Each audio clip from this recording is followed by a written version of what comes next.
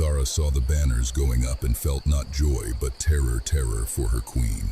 If Rama is crowned, she whispered that night, Kausalya becomes the mother of the king, and you become nobody, and your son Bharata, away just now, visiting his grandfather, comes home to be a servant in his brother's house.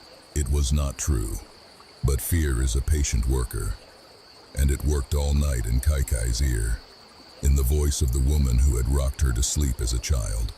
And Kaiki, brave Kaiki, who had once driven a war chariot through a battlefield, remembered the 2 wishes the king had promised her, all those years ago, still unspent.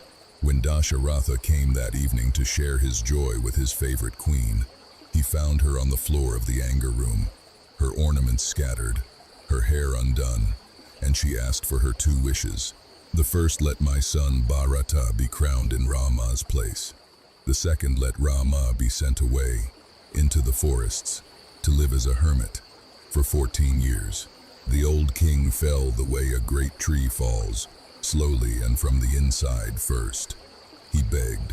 He offered her his own life instead. The night went on, and the poem does not spare him a single hour of it. But a king's promise, in that world, was the load-bearing wall of everything. Take it out, and no promise anywhere stands. Kaikii held. And at dawn, when the city was garlanded and waiting, it was Rama who was sent for. He came expecting a crown. He was given the forest. And here is the moment the whole epic turns on.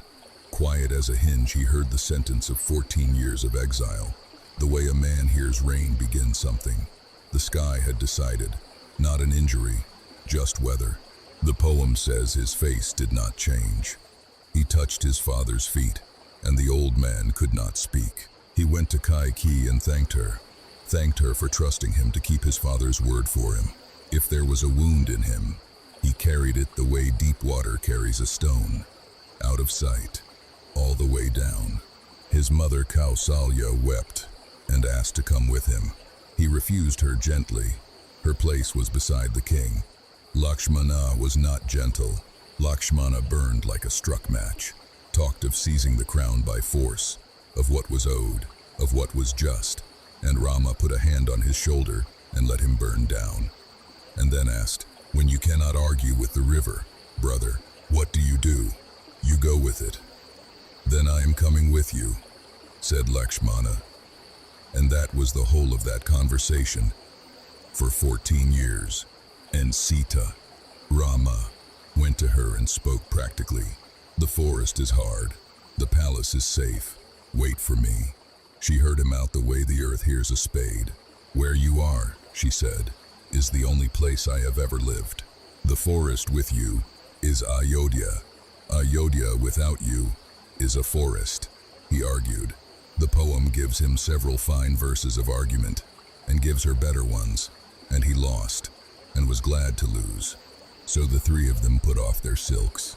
They dressed in bark cloth and plain ochre, the clothing of hermits, the princess of Mithila, tying tree bark at her waist, while the whole women's wing of the palace wept into its hands. They left that same day, so the city's grief would not have time to become something harder. The whole of Ayodhya poured out of the gates after the chariot, running, calling, holding onto its wheels. So that night, when the people finally slept in exhausted heaps along the road, the chariot slipped away in the dark, and the city woke at dawn to tracks that circled and doubled and vanished, made kindly, to be unfollowable. At the great river Ganga, at a crossing place called Sringavarapura, they were met by Guha, a chieftain of the river people, a boatman king who loved Rama on sight. He would have given them his whole small kingdom. They asked only for a boat at dawn. That night, Rama and Sita slept on grass under a tree, and the poem pauses to look at them. There, a prince and princess of 2 great houses, asleep on the ground, breathing evenly, and Lakshmana standing off in the dark with his bow, doing what he would do every night now.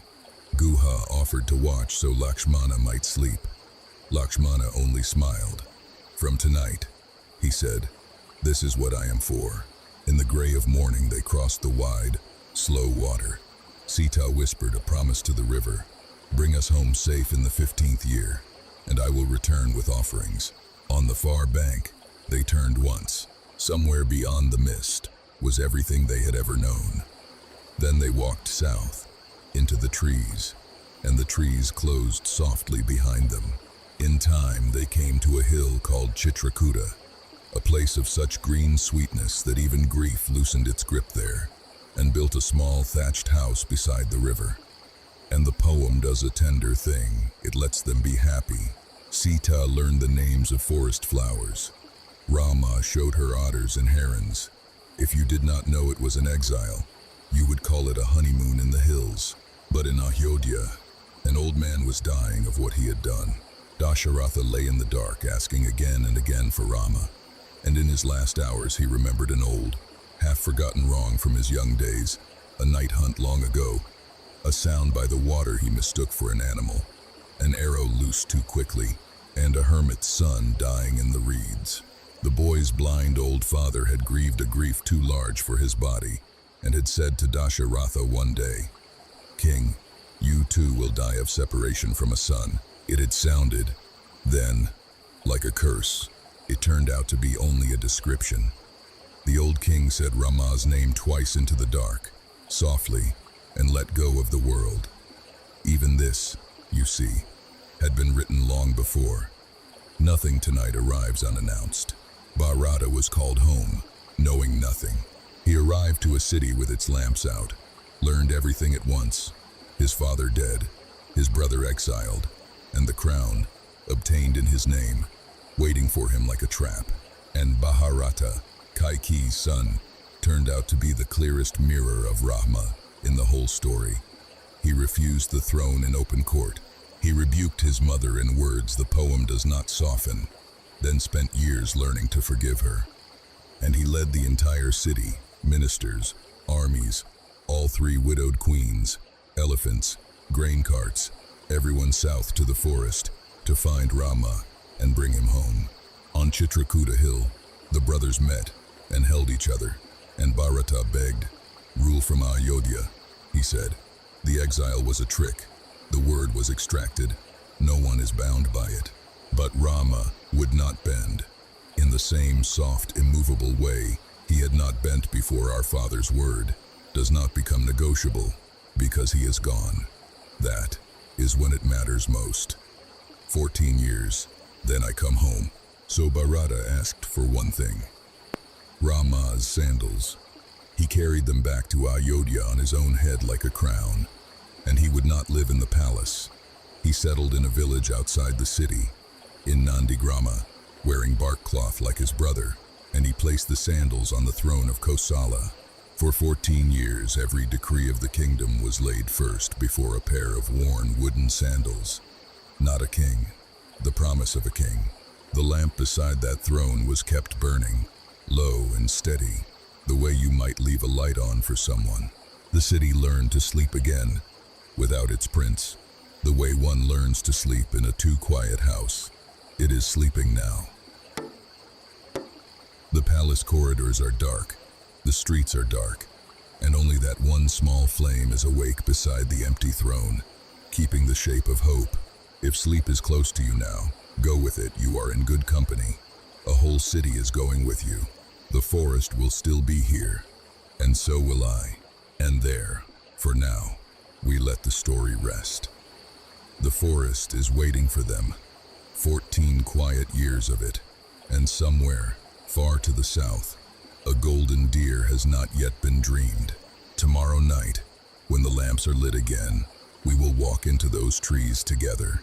For tonight, there is nothing more to do. Let everything be well. Good night.